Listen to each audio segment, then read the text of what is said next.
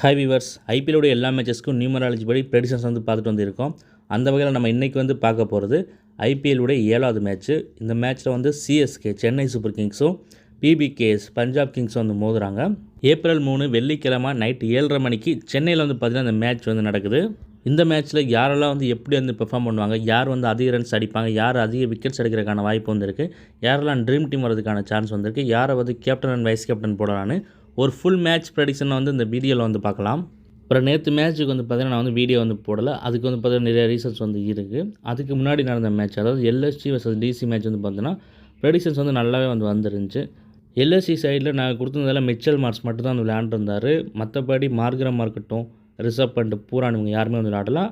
அப்துல் சமாதை கொடுத்துருந்தேன். ரிஷப் பண்ட் இல்லைனா அப்துல் சமாத் எடுத்துக்கன்னு சொல்லியிருந்தேன். அப்துல் சமாத் வந்து பார்த்திங்கன்னா ஒரு எக்ஸலண்டாக பர்ஃபார்மன்ஸ் வந்து கொடுத்துருந்தாரு. அவர் நல்லா விளையாடுவார்னு வந்து சொல்லியிருந்தேன். எல்எஸ்சி வந்து பார்த்திங்கன்னா அந்த மேட்ச்சில் நிறையா தப்பான முடிவுகள் வந்து எடுத்தாங்க. அதாவது நான் வந்து சொல்லியிருந்திருப்பேன், ஆவேஸ் கானும் டிக்வேஸுங்கிறதுக்கு தான் எக்ஸலண்ட்டாக இருக்குது அப்படின்னு வீடியோ வந்து சொல்லியிருந்திருப்பேன். அவங்க தான் அதிகப்படியான விக்கெட்ஸ் வந்து எடுப்பாங்கன்னு சொல்லியிருந்திருப்பேன். அவங்க 2 பேருமே வந்து பார்த்திங்கன்னா எல்எஸ்சியோட முக்கியமான பவுலர், ரொம்ப இம்பார்ட்டண்டான பவுலர் 2 பேருமே ஒரு மேட்ச் வின்னிங் பிளேயர்ஸ் கூட வந்து சொல்லலாம். ஏதாவது ஒரு மேட்ச்சில் வந்து பார்த்திங்கன்னா 3 விக்கெட் 4 விக்கெட் எடுப்பாங்க. இந்த டிக்வேஸுங்கிறதே வந்து பார்த்திங்கன்னா அவங்க மிடில் ஆர்டரில் விக்கெட் எடுக்கிறதே அவர் தான் வந்து பார்த்திங்கன்னா 1 விக்கெட் 2 விக்கெட் 3 விக்கெட் வந்து எடுப்பார். ஒரு நல்லா போகிற மேட்சை மாற்றுறது வந்து பார்த்திங்கன்னா அவர் தான் வந்து பண்ணுவார். அப்படிப்பட்ட பிளேயரில் 2 பேருமே வந்து போயிட்டு இம்பேக்டை வச்சுட்டு வந்து டீம் வந்து போகிறாங்க. இது என்னென்னே வந்து புரியலை. சபேஸ் அவனுக்கு சொல்லியிருந்திருப்பேன், அவனுக்கு எதுவுமே இல்லை, அவனுக்கு நல்லாவே இல்லைன்னு சொல்லியிருந்திருப்பேன். அவனை போய்ட்டு அன்றைக்கி வந்து இம்பேக்ட் வந்து பண்ணுறாங்க. அவனை இம்பேக்ட் பண்ண என்ன பண்ணுவான், பேட்டிங் விளையாடலை, பவுலிங்லேயே ஒரு ஓவர் போட்டு அடி வாங்கிட்டான். ஸோ எதுக்கு அவனை இம்பேக்ட் பண்ணான்னு தெரில, எந்த யூஸுமே கிடையாது. அதுக்கு நல்ல ஒரு மெயின் பவுலரை போய்ட்டு வச்சுக்கிட்டு ஒரு ஆல்ரவுண்டர் அகமதை போய்ட்டு வந்து உள்ளே கொண்டு வந்தாங்க. ஸோ அதில் தெரிஞ்சிச்சு மேட்ச்சு காலின்னு. ஏன்னா எல்எஸ்சியில் 2 பேருக்கு தான் அன்றைக்கி பவராக இருந்துச்சு. அதாவது ஆவேஸ் கான், அதுக்கப்புறம் வந்து டிக்வேஸுங்கிறது. அவங்க பவுலிங்கில் நான் வந்து கொடுத்ததில் அதிகப்படியான விக்கெட்ஸ் எடுப்பாங்கன்னு சொல்லியிருந்தேன்னா அது டிக்வேஸுங்கிறதையும் ஆவேஸ் கானையும் தான் வந்து சொல்லியிருந்திருப்பேன். சமியெல்லாம் 1 விக்கெட் தான் வந்து சொல்லியிருந்திருப்பேன், பார்த்துருப்பீங்க. அதே மாதிரி நோட்ஸையும் 1 விக்கெட் தான் சொல்லியிருந்திருப்பேன். ஸோ நல்லா இருந்ததே வந்து பார்த்திங்கன்னா ஆவேஸ் கானுக்கு வந்து தான். புதுசாக வந்து பிரின்ஸாக வந்து விக்கெட் எடுத்தால் அதுக்கு நிறைய காரணங்கள் இருக்குது. ஏன்னா நான் வந்து பார்த்திங்கன்னா டிசியில் நிசாங்காவை கொடுக்கல, கேஎல் ராகுலை கொடுக்கல, நிதிஷ் ராணாவை கொடுக்கல. ஏன்னா அவங்க 3 பேருக்குமே நல்லா இல்லை. நான் வந்து டிசியில் கொடுத்த பேட்டர்ஸ்னு வந்து பார்த்திங்கன்னா அது ட்ரிஸ்டன் ஸ்டப்ஸு, சமீர் ரிஸ்வி. அது சொல்லிட்டேன். இம்பேக்ட் பிளேயரில் அஸ்டோ சர்மா, சமீர் ரிஸ்வி யார் வந்தாலும் எடுத்துக்கலாம், நல்லா விளையாடுவான்னு சொல்லியிருந்திருப்பேன். டெலிகிராம் சேனலில் சொல்லியிருந்தேன். அது மட்டும் இல்லாமல் வீடியோவில் சொல்கிறப்பே சொல்லியிருந்தேன், அதாவது சமீர் ரிஷிக்கு வந்து சூப்பராக இருக்குன்னு சொல்லியிருந்திருப்பேன். அப்புறம் மில்லர் வந்து கொடுத்துருந்துருப்பேன். இவங்க என்ன பண்ணிட்டாங்கன்னா மில்லர் இறங்குறப்ப மில்லர் இறங்க வேணாம்னு சொல்லிட்டு இங்கே ஹேமங் பதானி வந்து சொல்லுவார், மில்லர் வேணாம்னு சொல்லி ஸ்டப்ஸை முன்னாடியே அனுப்பிச்சிடுவாங்க. அதனால் வந்து பார்த்திங்கன்னா மில்லர் வந்து பெர்ஃபார்ம் பண்ணாமல் வந்து போயிட்டார். ஏன்னா மில்லர் வந்து இறங்கலை. ஸ்டப்ஸும் ரிஷியும் வந்து பார்த்திங்கன்னா மேட்ச் வந்து முடிச்சுட்டு போயிட்டாங்க. ஏன்னா உங்களுக்கு நான் சொல்லியிருந்தேன், ஸ்டப்ஸை வந்து கேப்டன்லேயே கொடுத்துருந்துருப்பேன். சமீர் ரிஷியும் எக்ஸலண்டாக சொல்லிட்டு 2 பேரும் நல்லா இருக்கும் பட்சத்தில் அங்கிட்டு பவரான பவுலர் யாருமே இல்லை. ஆவேஸ் கான், டிக்வேஸ் இருந்தால் மட்டும்தான் அவங்க விக்கெட் எடுத்திருப்பார் ஓரளவுக்கு 2 விளையாண்டதுக்கு அப்புறம். அவங்க இல்லாதனால இவங்க விக்கெட்டே எடுக்க முடியல. விக்கெட்டே இல்லாமல் வந்து பார்த்திங்கன்னா டெல்லி வந்து அடித்து முடிச்சுட்டு போயிட்டாங்க மேட்ச்சை. அப்புறம் நம்ம டிசி சைடு கொடுத்துருந்ததில் நட்ராஜன் வந்து 2 விக்கெட் எடுப்பார்னு சொல்லியிருப்பேன். 3 விக்கெட்டே வந்து எடுத்துட்டார். அதே மாதிரி குல்தீப் யாதவ் 3 விக்கெட் எடுப்பார்னு சொல்லியிருந்தேன். 2 விக்கெட் வந்து எடுத்தார். ஸோ டிசி சைடு நம்ம சொல்லியிருந்தவங்களுக்கு நல்லா வந்துருச்சு. முக்கியமாக பார்த்தோன்னா முகேஷ் குமார் 1 விக்கெட் எடுப்பார், இல்லை எடுக்காமே கூட போவார், நல்லா அடிவாகும்னு சொல்லியிருப்பேன். முகேஷ் குமாருக்கு பார்த்தீங்கன்னா 1 விக்கெட் கூட வந்து விழுகலாம். ஆனால் டீம் போட்ட நிறைய பேர் வந்து பார்த்தீங்கன்னா டாப் ஆர்டர் வந்து எடுத்திருக்கீங்க. நிசாங்கா எடுத்திருக்கீங்க, கேஎல் ராகுல் எடுத்திருக்கீங்க, நிதிஷ் ராணா எடுத்திருக்கீங்க. அதாவது நான் வந்து மார்க்ரம் வந்து கொடுத்துருந்தேன், பூரான் கொடுத்துருந்தேன். நல்லா இருக்கக்கூடிய அவங்களே வந்து விளையாடலை. அப்போ நான் கொடுக்காத நல்லா இல்லாத கேஎல் ராகுல், நிசாங்கா, நிதிஷ் ராணா எப்படி விளையாடுவாங்க? அதாவது வந்து பார்த்திங்கன்னா வந்தோடனே வந்து பார்த்திங்கன்னா எல்லாருமே வந்து விக்கெட் ஆனாங்க.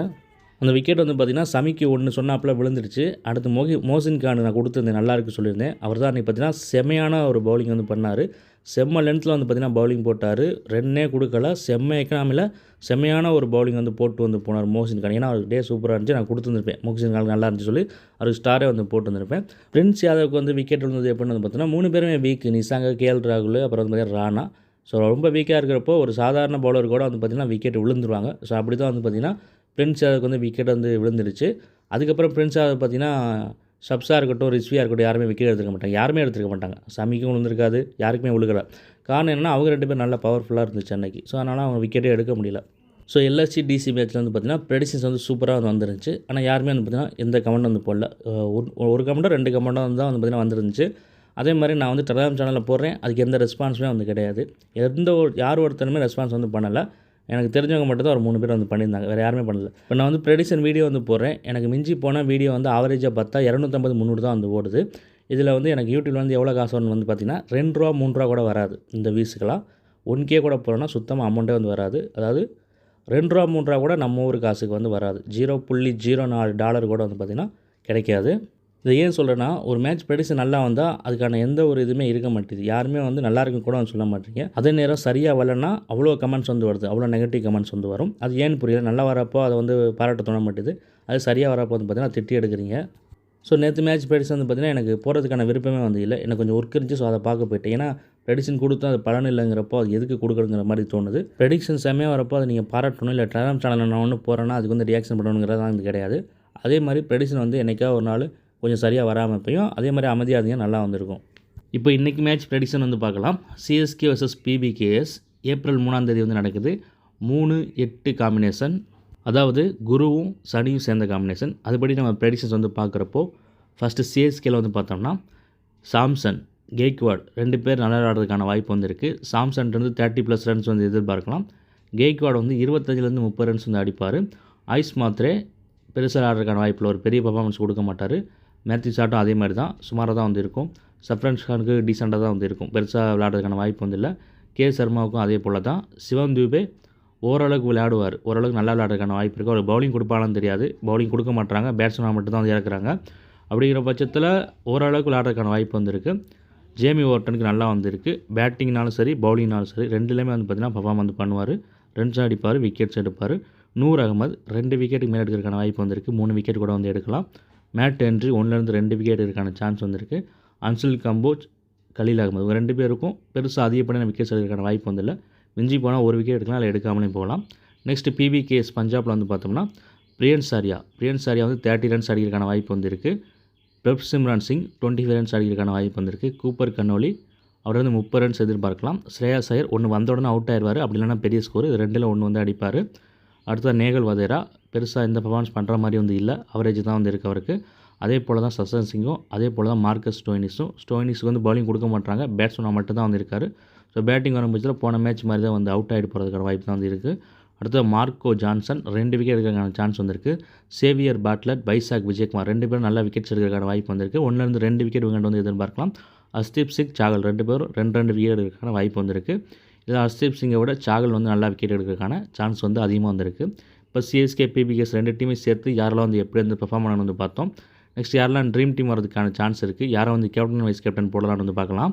அதுக்கு முன்னாடி நம்ம சேனல் வந்து இன்னும் யார் வந்து சப்ஸ்கிரைப் பண்ண பண்ணிங்கன்னா மறந்துடாமல் வந்து சப்ஸ்கிரைப் பண்ணிடுங்க. டெலகிராம் சேனலில் யார் வந்து ஜாயின் பண்ண வந்திருந்தீங்கன்னா டிஸ்கிரிப்ஷனில் லிங்க் கொடுத்துருக்கேன், அதில் போய்ட்டு வந்து ஜாயின் பண்ணிக்கோங்க. ஏன்னா எல்லா விதமான அப்டேட்ஸ் வந்து பார்த்திங்கன்னா டெலகிராம் சேனலில் தான் வந்து வரும். இப்போ போன மேட்ச் கூட வந்து பார்த்திங்கன்னா மோசின் கான் வந்து திடீர்னு உள்ளே வந்தார், புதுசாக கொண்டு வந்தாங்க. ஸோ அவருக்கு வந்து நல்லா இருக்குன்னு பார்த்துட்டு அவர் வந்து கொடுக்குறோம். ஸோ இந்த மாதிரி விஷயங்கள்லாம் வந்து தெரிஞ்சுக்கணும்னா அதுக்கு டெலகிராம் சேனலில் ஜாயின் பண்ணி வந்திருக்கணும்.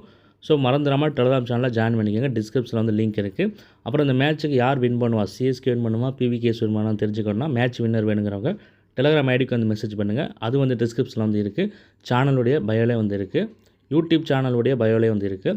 டெலகிராம் சேனலுடைய பயோலே வந்து இருக்குது. எல்லா இடத்துலையுமே வந்து இருக்குது. ஸோ என்னுடைய டெலகிராம் ஐடிக்கு வின்னர் யாரும் தெரிஞ்சுக்கணுங்கிற மட்டும் மெசேஜ் வந்து பண்ணுங்கள். அது முன்னாடியே பண்ணிடுங்க. 7 மணிக்கு மேலே பண்ணாதீங்க, 7 மணிக்கு முன்னாடியே வந்து பண்ணிடுங்க.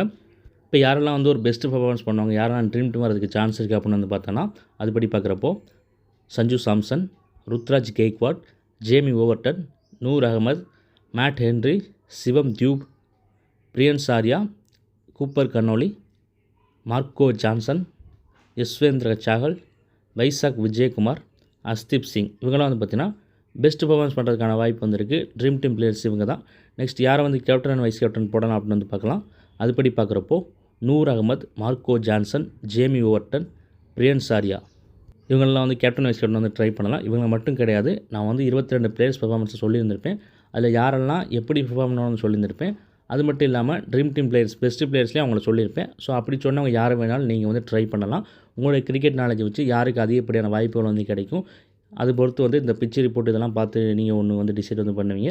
ஸோ அதை பொறுத்து நீங்கள் வந்து போட்டுக்கோங்க. வீடியோ மட்டும் பார்த்துட்டு வந்து டீம் வந்து மேக் பண்ணாதீங்க. டாஸுக்கு அப்புறம் டெலகிராம் சேனலே வந்து பாருங்கள். இங்கே நான் நல்லா விளையாடவங்க கொடுத்தவங்கள கூட அப்போ நான் கொடுக்க மாட்டேன். ஏன்னா ஃபஸ்ட் பேட்டிங் செகண்ட் பேட்டிங் பொறுத்து சிறிய விஷயங்கள் வந்து மாறும். அதே மாதிரி புதுசாக வேறு எதுவும் பவுலர் வந்தால் இங்கே நல்லா விளையாடக்கூடிய ஒரு பேட்ஸ்மேன் வந்து விக்கெட் எடுக்கிற மாதிரி சூழ்நிலை வந்து உருவாகும். அதே போல் புதுசாக ஒரு பேட்ஸ்மேன் வந்தால் இங்கே நல்லா பவுலிங் போடுவார், 2 விக்கெட் 3 விக்கெட் எடுப்பார்னு சொன்னவரோட பவுலிங்கை கூட அடிக்கிறதுக்கான வாய்ப்பு வந்துருக்கு. ஸோ அதனால் நான் மாற்றிலாம் வந்து கொடுப்பேன். ஸோ டெலகிராம் சேனல் வந்து ஜாயின் பண்ணி வச்சுக்கோங்க. ஜாயின் பண்ணி வச்சுட்டு ஃபாலோ பண்ணிக்கோங்க. அப்புறம் மறந்துடாமல் புதுசாக வந்து சேனலில் வீடியோ வந்து பார்க்குறவங்க சேனலை வந்து சப்ஸ்கிரைப் பண்ணிக்கோங்க.